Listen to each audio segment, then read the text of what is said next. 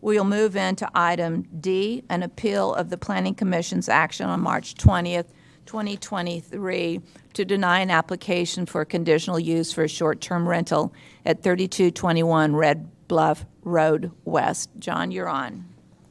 Thank you. John James, Director of Planning and Development Services. This is a request for a short-term rental. As you probably know, that those can be approved by conditional use, which normally goes to the Planning Commission and it ends there. In this case, it was denied by the Commission based on a 3-3 vote. So technically, it didn't receive enough votes for approval, but it was a tie vote 3-3. And so the applicant, based on that denial, has now appealed that to you all, so you all can make the final decision on that appeal. This is an area at the lake. You can see the map there, the location. It is RS1 zoning, so single-family zoning in District 1. Just a couple of pictures of the home, and as noted in the letter provided to you by the applicants, they plan on making significant upgrades to the home once it becomes a short-term rental, if that is approved. We did send 12 notices out to the surrounding property owners. None responded in favor. We did have 2 responses in writing in opposition, as well as 3 additional citizens from the area spoke at the Planning Commission meeting. Staff did recommend approval at the Planning Commission. We still would recommend approval with these 3 conditions. Those are just standard conditions for getting the proper permits and approvals and inspections of the facility. As I mentioned, the Planning Commission did result in a 3-3 tie, so that was not sufficient to approve it. So council does need to vote whether or not to uphold that denial or to approve the short-term rental. This is just a simple majority. This is not one of those situations that requires a supermajority. So just a simple majority vote would suffice. Go back to the slide before this one. Go through all those. Yeah, the conditions, basically, they have to maintain all the required number of off-street parking for a short-term rental. They have to get a certificate of occupancy that includes inspections to ensure that they're up to current code on everything, and also a fire inspection, both an initial fire inspection with the certificate of occupancy, but also a recurring annual fire inspection. And that's largely because, you don't have to do that in your own single-family home, but because these are transient guests coming in sort of like a hotel, then there's that extra inspection required to ensure that it's safe from a fire safety perspective, and that has to be done every year. Okay. I'll note that you did receive that letter from the applicants in your packet. They indicated that they have spoken to a number of the neighbors, and in fact, one of those applicants, it's a group of 3 people that have jointly purchased this. One of the 3 have moved into a house 2 doors down, and they've indicated that that's partly an intent to help oversee this facility and ensure that it doesn't create problems. I will also note that one of the reasons we recommend most of these short-term rentals that come before the Planning Commission is that these have a mandatory 1-year renewal.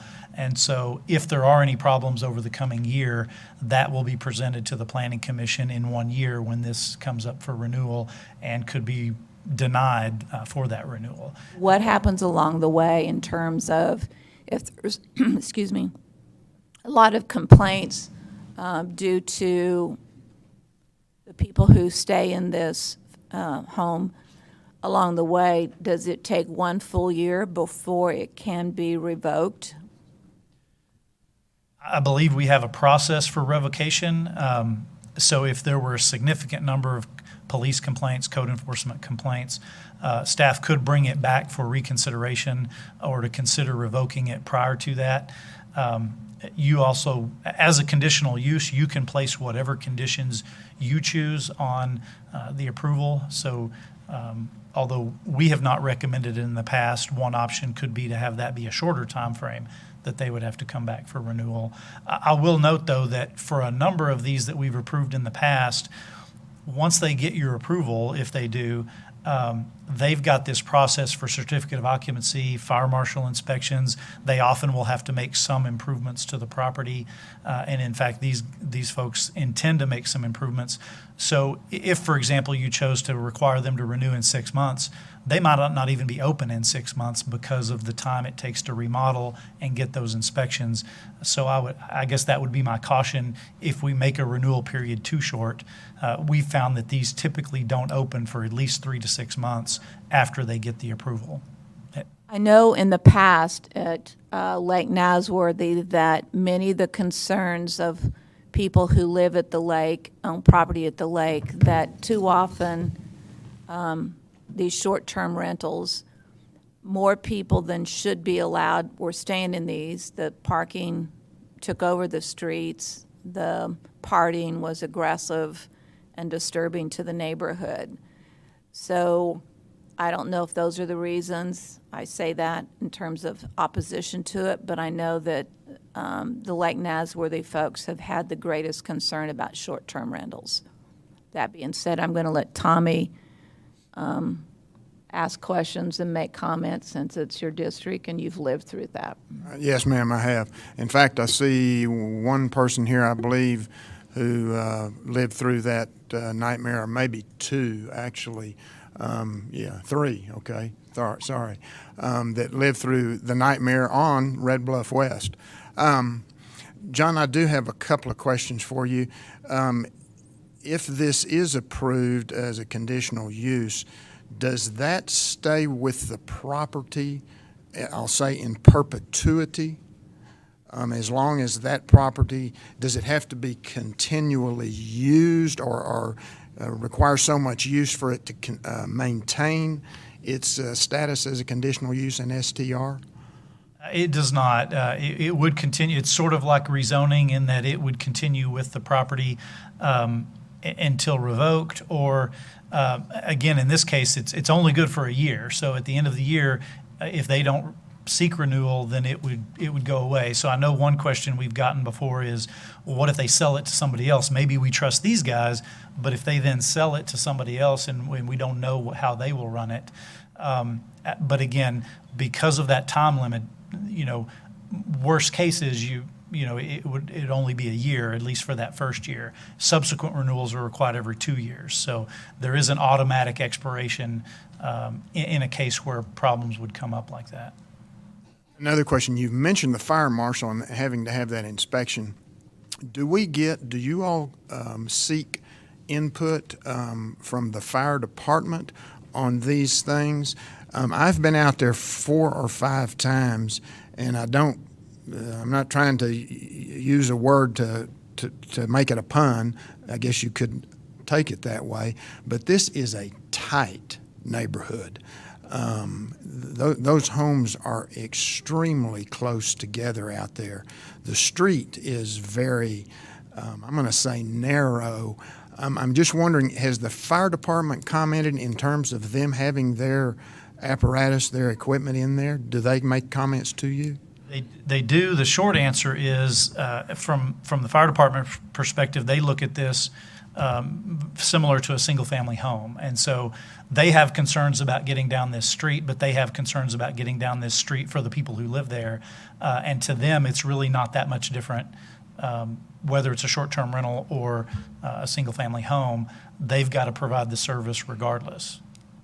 To that point, Tommy, remind us, I know when these were originally approved, there was a minimum road that I thought was attached to the STR. So if the road wasn't X amount of feet wide, they couldn't do an STR. Is that correct or not? That is correct, although there's been some recent court cases that have basically thrown that out. We're not able to apply that condition anymore. And in fact, I don't remember on this specific one how wide that road is. It may in fact meet that width. I'm not 100% sure. But yeah, that court case basically said, in that respect, you really can't treat it differently than a single-family home. If it's good enough for a single-family home, it's good enough for a short-term rental. Mayor, that in my opinion, that road is wide enough for one vehicle. If you've got a couple of fire department apparatus out there, equipment out there doing something, it's going to fill the street up quickly with their equipment. Again, I see some of the folks that have lived through this out there. Mayor, if it would be okay with the chair, I would like to hear from them to see if they still have this, because I have also watched the Planning Commission meeting several times via YouTube, and they were very strong and passionate in their opposition to this. So if they are amenable to speaking again one way or the other, I would like to hear from the folks that have lived this. I don't have a problem with that. I want to make just one comment, and that is, we get on a daily basis in our mail the number of STRs that are being submitted and approved. And, most of us buy a home to live in a neighborhood. So in a neighborhood, you know your neighbors, instead of on a rotating basis, not knowing who your neighbor is. And so I look at it and I go, and this isn't specifically to this property, I'm saying it in a broader, bigger manner, and that is, when do neighborhoods stop being neighborhoods where neighbor knows neighbor? And I just say that. It's obviously a trend that's happening across the country, and you can certainly see in the city of San Angelo a tremendous amount of STRs being approved. So to that point, I'm going to allow those who are in the audience, before a motion is made, to go ahead and come to the microphone and speak. So those who would like to, once again, make sure you state your name. Obviously, you probably live in that district, but say your district anyway. Morning, Council. My name's Mark Priest. I live at 3205 Red Bluff Road West, which is about 4 houses down from where this house in question is. As council, you brought up many of the points that we as homeowners have dealt with. What's very different about this situation is we've already lived it, okay? And so, yes, STRs in different there's different parts of town, there haven't been issues necessarily, but the environment is completely different.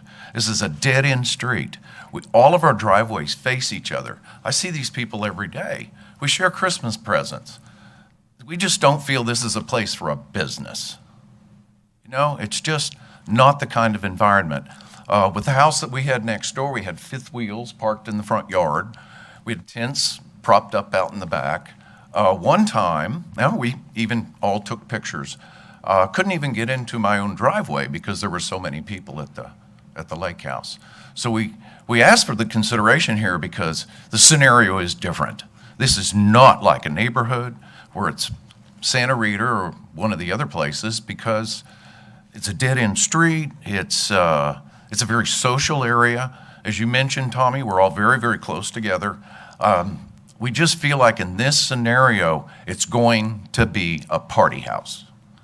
Because all of us that have come to you, and even when all the STR details were being worked out, we were very strong in voicing our opinions as neighbors out there at the lake, because we'd already experienced scenarios where it just absolutely gets out of hand.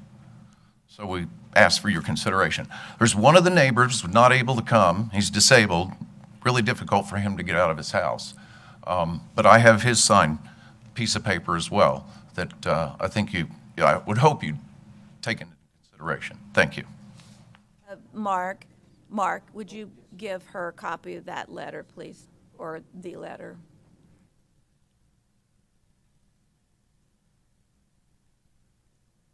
Council members, thank you for your time. I want to bring the microphone down just a bit so we can hear you. I'm a little short, aren't I?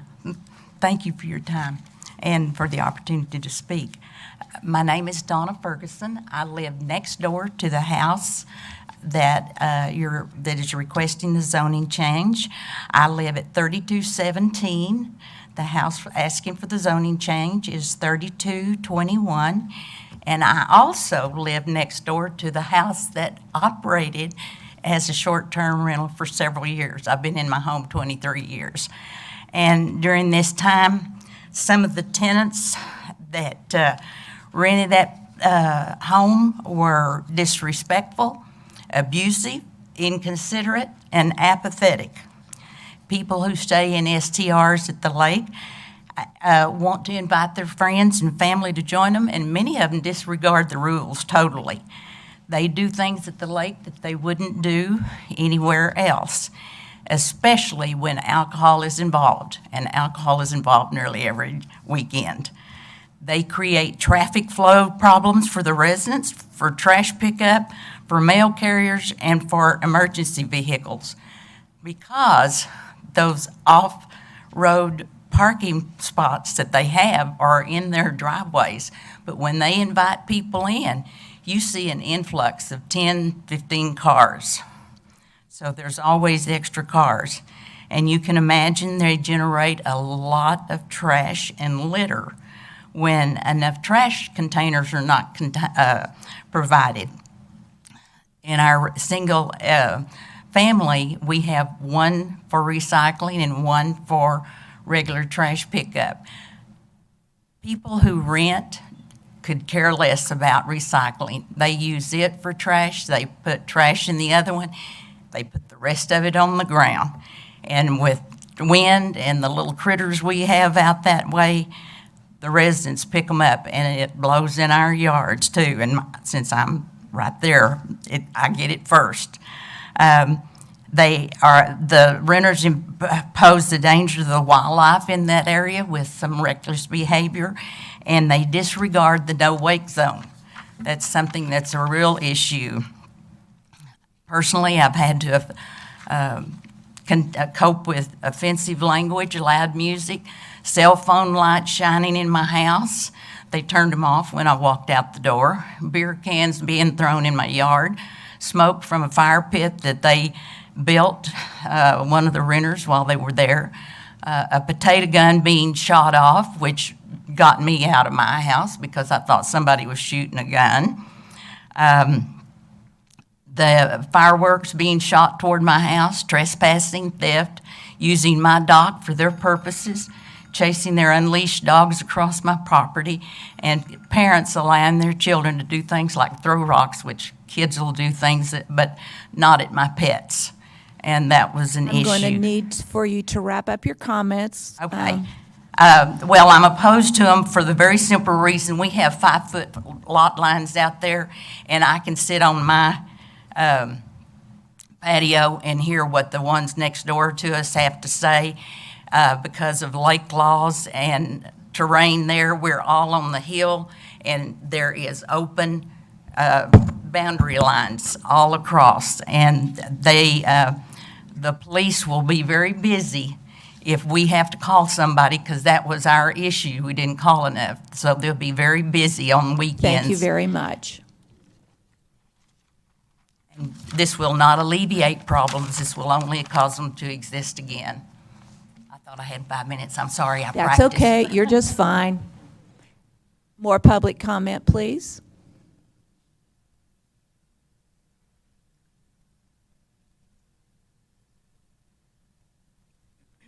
Hi, Elizabeth Teeter. We come to you as the owners of the short-term lease property.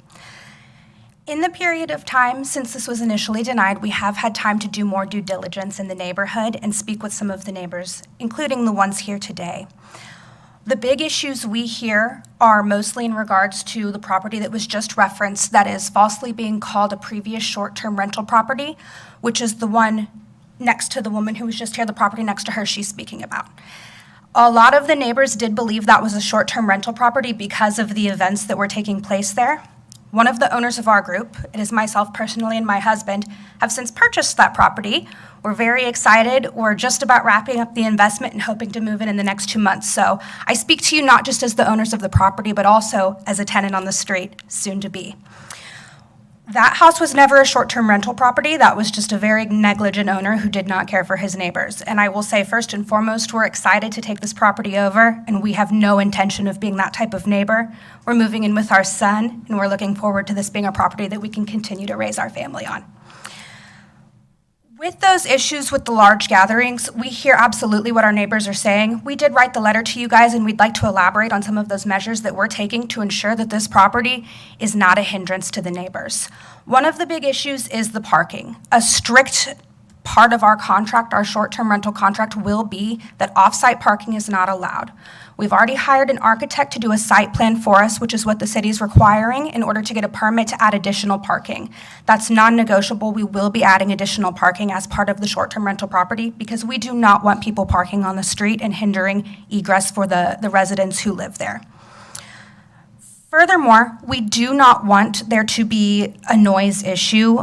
One of the benefits, almost a coincidence, that we are moving onto the street ourselves is that we will know very quickly if there is a noise problem, and we can immediately terminate the short-term rental contract or intervene if needed because we're so close to the property.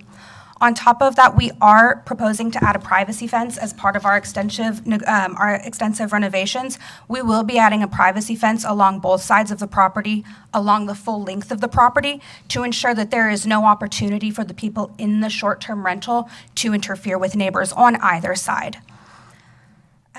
We are doing extensive improvements to the property to turn this into a luxury property. I know you've seen the picture of what it looks like now.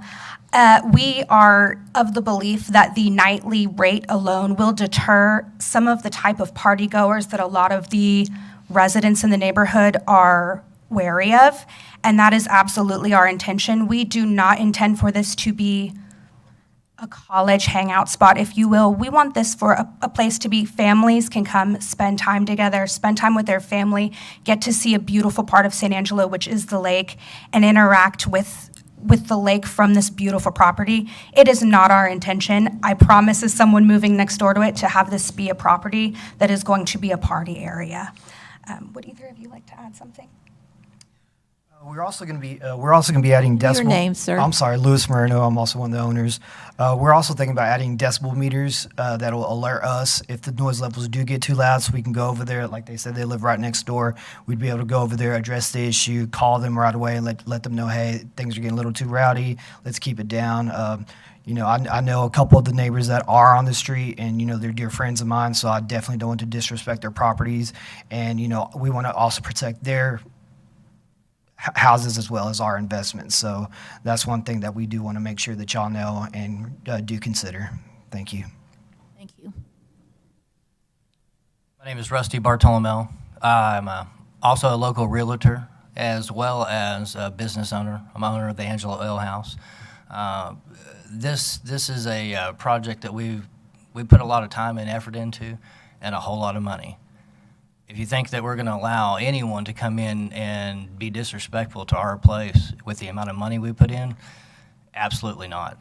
I just want to let you guys know this is going to be, ran strict, and we do not intend to allow any kind of partying or any kind of activity that would be disruptive to our neighbors. Thank you. I want to say thank you again for listening to us today. We're really excited for this opportunity. We're excited for what it means to the city for people to have the opportunity to come in and see different parts of San Angelo and how beautiful it is.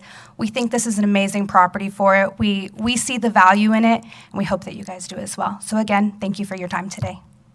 Thank you. Please come forward.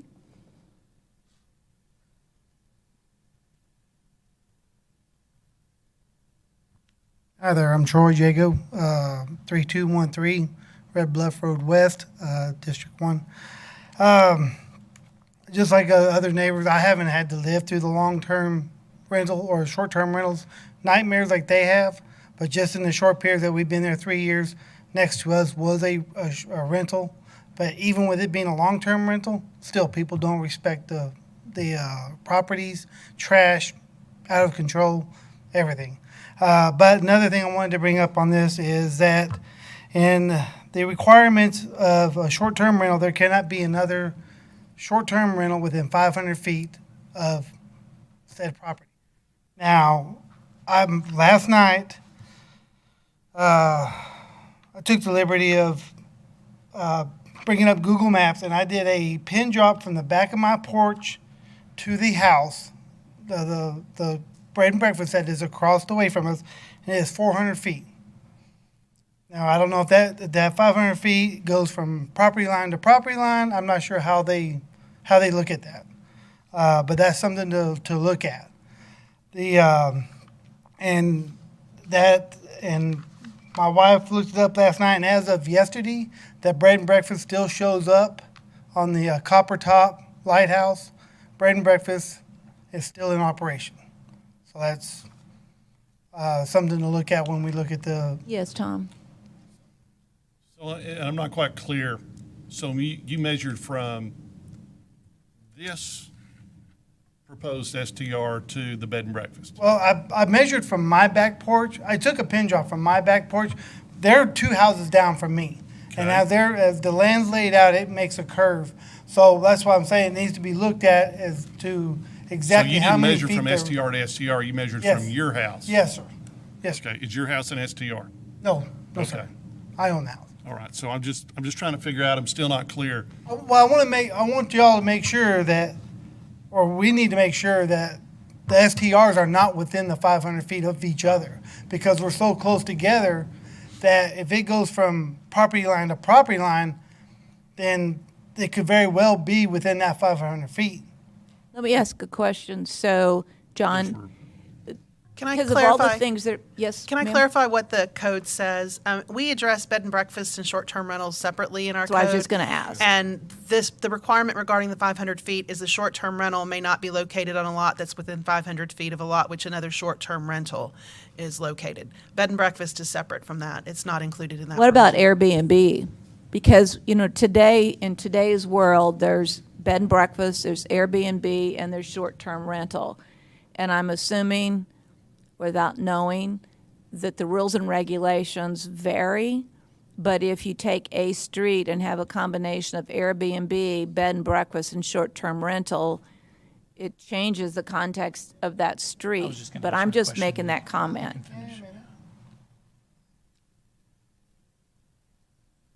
What was the answer?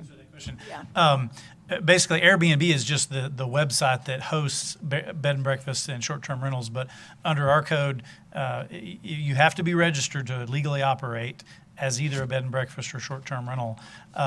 We do know, and we're in the process of identifying those that are operating illegally. In fact, letters have gone out to those. That's why you'll see on this next month's Planning Commission, I think there's 10 or 15 short-term rental requests from those folks who have been operating without the permits and are coming in to get those. But we do check the 500 feet distance on all short-term rentals Okay, when but they come in to apply. your comment just brings up my comment in terms of the question. If Airbnb is the website that leases all of these out, and yet, so they lease out Airbnb, bed and breakfast, and they do short-term rental, but they're the mother up here that does this down here. How are the rules different for bed and breakfast versus short-term rental? Because if it's hosted by the same company or the same box, how is that different? Most of the rules are the same. In our ordinance, the difference between a bed and breakfast is a bed and breakfast has individual rooms that are rented, so you might have multiple bedrooms rented separately. A short-term rental is when you rent the entire home as one rental, and that's Yes, really the but- only difference in Yeah, our ordinance. but let me ask you a question on a short-term rental.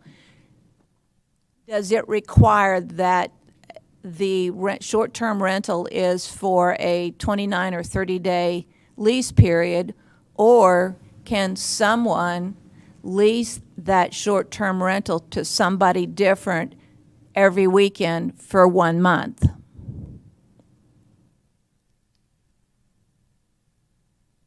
I guess I'm not sure I follow the question. Okay, so I have a short-term rental, and person one wants it only for the weekend of July 4th. Person two wants it for the next weekend because it's a family reunion. Week 3 of July, I want to rent it out just because I'm on a honeymoon and I want it. And week 4, I'm going to lease it out to my grandmother and grandfather. Is that a short-term rental? Can that happen? Or is that an Airbnb? Or what is it? Because, again, if the same mother up here is overseeing all of this down here, what's the difference between an Airbnb renting out different rooms versus every weekend somebody new renting out a house? That is a short-term rental. If there's a rental of an entire house for a period of less than 30 days, that is a short-term rental. And that's what most of the rentals on Airbnb now are. Most of them aren't true bed and breakfasts where they're renting out individual rooms. It's typically whole house rentals. Then I'm going to ask a legal question of Teresa before this moves much further. There is a request in my neighborhood, if you will, for a short-term rental, which I will oppose. So am I really allowed to have an opinion and vote on this one today? Oh, absolutely you are. This is completely separate. That'll be a separate decision with a separate application. I've got 3 coming up in the next couple weeks. Anyway. But you're talking hypothetical sense. Yeah, not a rental. yeah. So I didn't it's know if just your clearing. grandmother and the wedding and all the honeymoon stuff. Didn't know where you were going with that, Brandon. Well, just because, again, we say there's Heather different thought of that. rules for Airbnb, but yet you could approach the house as one room, if logically, and rent it out to 4 different people in 1 month. And so, and you could rent out an Airbnb for a wedding party and have every room rented out for various parties in the wedding party. And so legitimately, the Airbnb would be one party, every room for 1 weekend or 1 week. And I have some questions of John when he Please. finishes. John, come back up. Well, I want him he to has- finish. Okay, finish, John I'm wants to sorry. I just got one more thing to say, and that's they. Your mentioned- time will start over because it I won't take that long. interrupted. My It won't take- apologies. But you brought up an interesting point. But they also mentioned putting up a privacy fence down both sides of the property.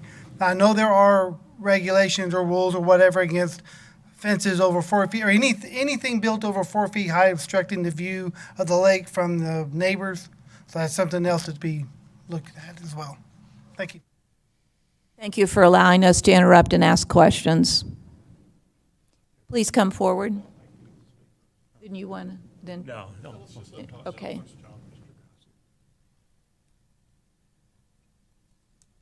Good morning. Morning.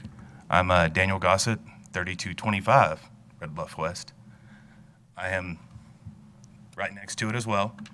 I lived the horror earlier. I am very passionate. I'm very heated about this.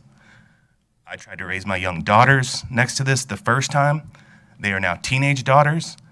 Anyone up here sitting that says that they'll have an STR next door to them is lying or has not lived it.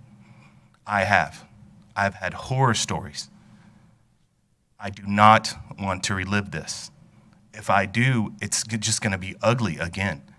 They're adding on to the back of this. The garage is converted. How many people do they think you're going to house and be civil? The street is not wide enough. We are too close to the lighthouse, measured from the STR that they want to. No one here is confused that this used to be an STR. We all know which one the STR was.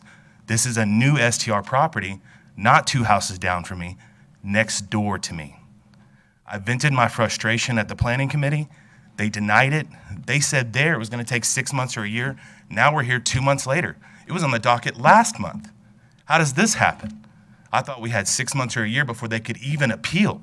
Now we're appealing. I run a mechanic shop. I can't put a mechanic shop at my house. You can't put a hotel in a neighborhood. It has gotten crazy. It's supposed to be case by case. We can't compare it to the others you approved. This one is on a short cul-de-sac street. No one here wants it. We do not like hotels in our neighborhood. When I leave town to go volunteer my time, who is protecting my family with all these vagabonds that come in? Because when they rent this house, it's like all the Airbnbs. They will rent it, split it between people, come and take over. And that's fine at a hotel or even a resort. This is not a resort. This is a neighborhood. We are very tight-knit. We are very secure in what we want, in that we want a neighborhood to raise our families, not battle this all the time. These additions going up, that's all just to make more money and pack more people in, up occupancy. What's the max occupancy? Like, I have lots of questions. And the fencing, you can't put a fence up, a privacy fence to guard us from anything. I'm right next door. I mean, it is tight. You can see in the aerial footage. So the lighthouse is too close, the road is too narrow. We are very frustrated. I am very frustrated because, I've walked out my door, my daughter's saying, "Who's on our dock?" I don't know. I'll walk down there. "Hey, what are you guys doing?" "Well, we're just fishing off the dock. You want us to leave?" And I was like, well, you kind of rented the place a couple houses down. Don't you want to go over there? Well, I just thought this was for everybody. What are you going to do about it? With my young daughter's next to me, that is a very frustrating situation for me. Luckily, she was there, because you can't come to my property and threaten me like that. And it will happen again. I walk out front, somebody's stealing my firewood. Man, what are you doing? That's my firewood. I thought this is for everybody. No, your house is down there. This is my house. If you want something from me, you ask me for it. I'll give you a shirt off my back. But don't take something from me and don't threaten my kid, my family. So this is threatening my family again. Thank you very much. Further public comment? I've only allowed each person to talk one time at the microphone. You can visit with him back there if you want to. The next person. Hello, Ken Taylor, 2810 Red Bluff Road. I'm also the current Lake Nasworthy HOA president. I know that we have several people from the neighborhood who are here because they received letters and they know exactly what's going on, but I can assure you that this is an issue that all of our residents at the lake watch this because we deal with it in multiple areas. Mayor Gunter, to your point, you were asking about how STRs are structured different from Airbnbs versus anyways, where you were going with that is 100% correct. We are aware of properties on the lake that are rented out by groups of people, and then they timeshare them, and that's how they circumvent the rules of short-term rentals and Airbnbs. So we watch this very closely. We would just like to appeal to y'all that we are a neighborhood. There are residential areas of the lake, and there are commercial areas of the lake. There are places on the lake where you can rent RV spots or cabins or other things if you want to come in for the weekend, and we're fine with that being in those commercial locations. Please leave our neighborhoods alone. Allow us to be at home when we're at home. It is very much a hotel setting when you bring an Airbnb into a particular spot. None of us want to go outside and wonder who's next door, especially when we have children, young daughters. I don't think we have to elaborate on any of that. Y'all understand what the situation is. There are several rules that were put in place to dictate where Airbnbs and short-term rentals can go. Whether or not court cases have said that those stand or don't stand, we're talking about going against those rules. Why did we make those rules if we're going to allow STRs to go in where we said they can't be, whether it be because of distancing or because of the streets? There are a lot of issues here, and it does not fit this space. So we would encourage y'all to stand up with the ruling that was given by the council first time around. Thank you. Thank you. Further public comment? Tom, might be a good time for you to, you said you had some questions? Yeah, John? So go ahead. Karen, I'll then come to you if you have any questions after Tom is through with his, if you have any. So if you'll just be on guard with your questions. John, do you have a brief idea how many STRs are around the lake? I mean, is there 20? I could Is there get that. 10? How many STRs are on the lake? I don't have that. We have a map of them in the office, but I Right. don't know off the top of my head. Well, and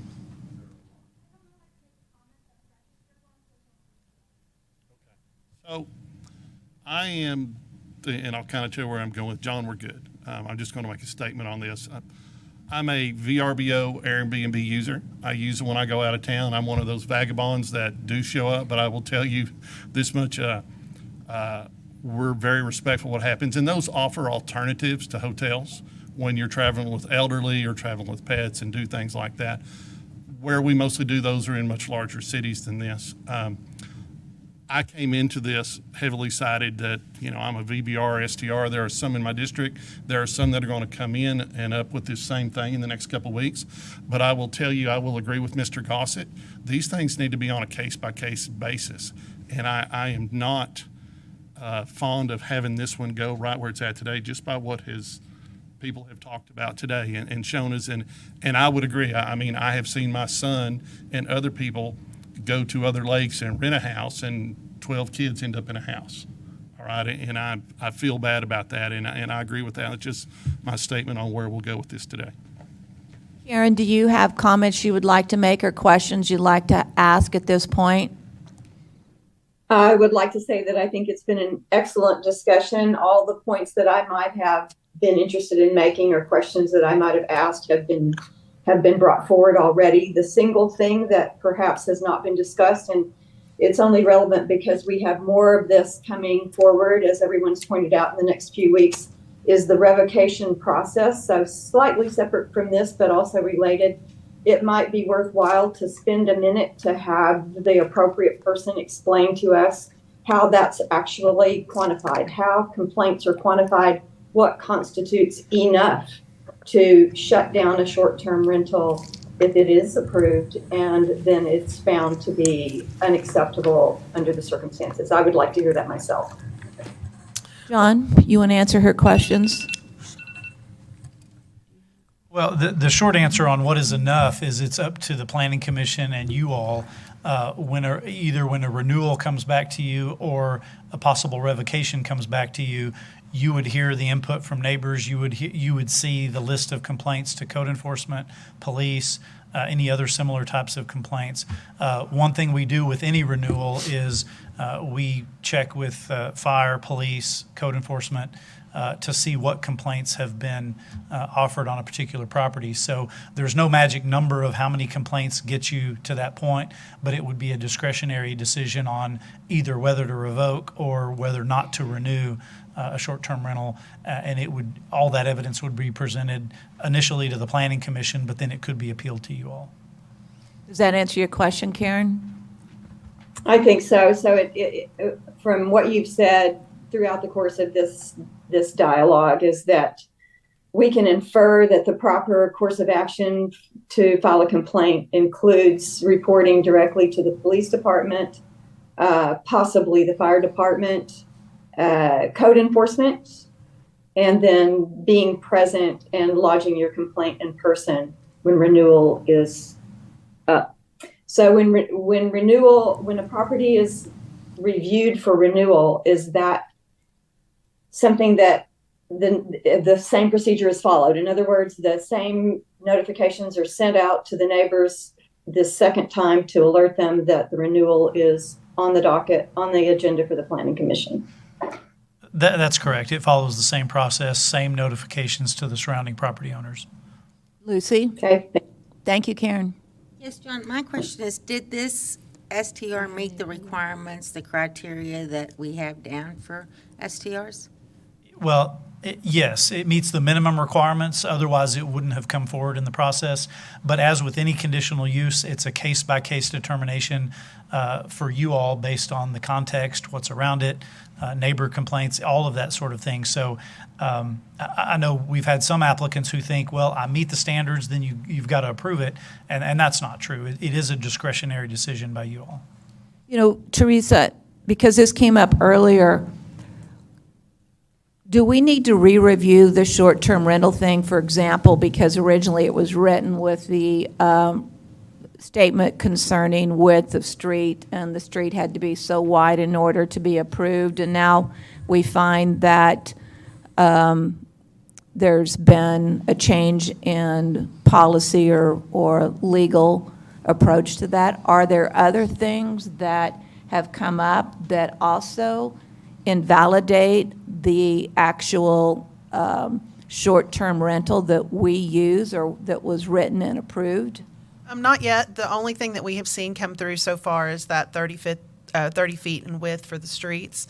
But this is a very hot area of litigation in bigger cities, in Austin and Plano, those sorts of cities. And so we're going to get some differing opinions based out of different courts, and it's going to take appeals to figure out actually what the rules for STRs are.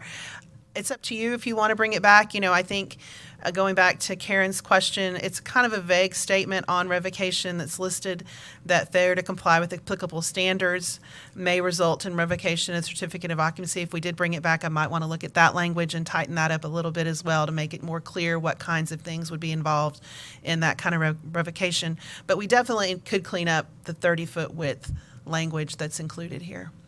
Just to add on to that, we have had that discussion with the Planning Commission. And in fact, we've talked with Brandon and Teresa's office about some possible changes and identified those. Part of the reason we've been holding off is to wait on some of these court cases, but also the legislative session just ended and there were a couple of short-term rental bills that were being considered. I think they all failed. We'll double check that. But we do have plans to bring back some changes to Well, that my short-term concern rental. on having plans to bring back is the following. I have a stack of short-term rentals this thick in my mailbox for requests for approvals. Do we move forward, knowing that the language might change in terms of what is or isn't applicable or qualifying underneath these new rules? Because I'm shocked at the number of cases. And I would do say. believe that's directly related to the audit that's going on, and people are realizing that we are finding them when they didn't think we could. So that is part of that. Those places have been operating in the city the whole time. I'm not overly concerned that our ordinance is not enforceable at this point, with the exception of that 30-foot wide distance. And we've just been waiving that requirement when it comes up, which I think has only been once. So it's completely at your discretion. I don't see any reason why we can't process those unless there's just a policy difference that you guys have regarding STRs in general. I'll tell you, total bans are not popular with the courts. So that's probably not the direction you want to go, but it's completely up to you how you want to handle it. Is it possible if they look at the ordinance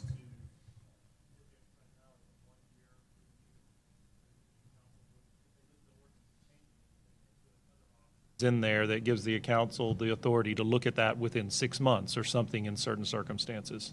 Well, I think the issue is being a lake property. Certainly, the lake properties have a seasonality that short-term rentals in other neighborhoods don't have a seasonality as the lake does. So that's the other issue here. Now, who else has questions or comments to make? I have a comment. Go ahead, Lucy. I was going to say, I'm also a person that rents an Airbnb, and I am very respectful when I go to that Airbnb. The people that are renting it are also has a list. You walk in, and it's got a list of things you can and cannot do. So for that alone, you're very aware. The parking and all that stuff, y'all seem to have taken care of that. You also have come across like, hey, we're doing the very best we can. You're going to be 2 doors down. How many people would love to be able to do an STR and just be right down the street, and when they see anything happening, you got to do is run down there and take care of it. The other part of it is that I tend to feel for those people that have to put up with that. It's not any different than myself when I'm at home and my neighbor's having a party and they're loud, their cars are all along the side of the road, the trash is overbearing. It's not just at the STRs. It is practically all over town, and there's nothing we can do. And you don't want to get your neighbor upset because then it starts off. So you kind of like wait it out and move on. But all I'm saying is that I would like to see this approved for the mere fact that I love for people to come in from out of town and see our lake and enjoy it and come back. And I would tell you that probably for the most part, it is not these big parties that we're talking about. It is probably families that are 3, 4, 6 that are just going to enjoy a weekend. And that's my belief. That's what I think. So with that, I would approve. Mayor, I'll make a motion. I make a motion that we deny the appeal and uphold the Planning Commission's denial. So is there? Second. You didn't deny it, it was a tie. It wasn't denied, it was 3-3, so it was a tie, but if you want to, so if you just That is wanna a denial. It is Yeah. denial, because it didn't get a majority, so it is a denial, and I think Karen just seconded that, did she? Yeah. I did. All right, so we've had a lot of public comment, but our typical procedure is a motion, a second, and then an opportunity for public comment. So I'm going to open the floor for further public comment now that there's an actual motion on the floor for denial. Steve Hampton, District 5, San Angelo. It's good to see you again. Welcome We missed back. you. And Lucy's asking questions. I like that. I love that. And I have comment that I think the tie goes to the runner, and is a good way to approach it, and that what you've decided in your motion is good. I also agree with the mayor that this needs to be reevaluated. There are similarities between the bed and breakfast and the short-term rentals that need to be reevaluated, and from what she mentioned. I also think that there needs to be a commercial designated area for these things to be in, and we might recommend to the family on that block that they get an HOA going to keep these kind of things from penetrating into their area. So thank you. Further public comment? I'm assuming, Teresa, that if they made a public comment earlier and now it's open for public comment, they could come back and speak and still live within our rules or not? Generally, we interpret it as on one item, but you run the meeting, Mayor, so if you want to allow that, then that's fine. I but know you need to there's allow at for least everyone. one person who would like to, or maybe two, who would like to make further public comment. Ken Taylor, I apologize. When I was up earlier, I meant to also clarify. As the neighbors said, they are aware of the building restrictions out there, and they cannot build a privacy fence all the way down both sides of the property. So if that's part of their plan to control and overview this property, that's outside our restrictions. You can't do that. Our lakefronts must maintain lower than a 4-foot fence, clear to your neighbors. So trying to say that you can keep everything controlled within that lot is not really a clear answer. So thank you. I have a question. Yes, Larry, go ahead. It seems as though Mr. Taylor, did you want to ask him? Mr. Hampton indicated that they should form up an HOA, but I thought you identified yourself. Yes, we do have an We HOA in already place, and it exist. does Fine. cover Thank you. all of the owned lake lots and some of the lease lots. They have that option to be a part of our HOA. But yes, it is in place, and we are about 525 members strong. But the homeowners association doesn't override an ordinance, so you can have a homeowners, but it can't control STR, because by policy, STRs can exist in the city, so they don't override that, correct? Well, we don't enforce that. They would have to enforce that themselves. If they passed rules that prohibited some of this activity, then they would be the enforcement body that would have to take care of that, which is not as effective as the city coming in and doing it. But they have rules out there that we do not have. And we feel that we have good representation from the city, and we appreciate y'all monitoring this for us. And we have not taken that step to try and ban it ourselves because it has not been that big of an issue yet. Thank you. Okay.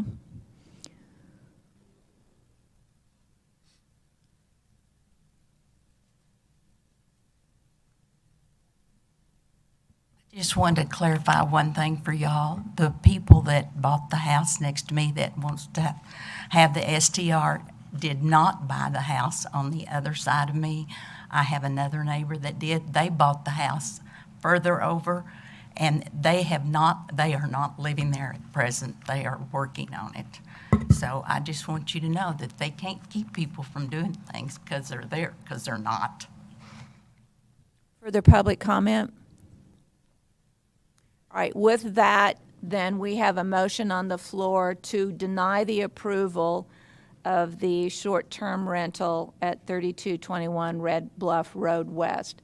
So I'm going to start with Karen, your vote. Can I make a second? Oh, wait a minute. I thought I had a second. Karen seconded Was a it Karen minute ago. seconded? So- Seconded. Yeah, I so seconded it. your vote? Motion to deny, my vote is to deny. One. Larry? Vote to deny. Lucy? Vote to approve. Harry? Vote to deny. Tom? Deny. Tommy? Vote to deny. Mayor Gunter, vote to deny. Motion to deny the approval of the STR at 3221 has been approved at a vote of 6 to 1.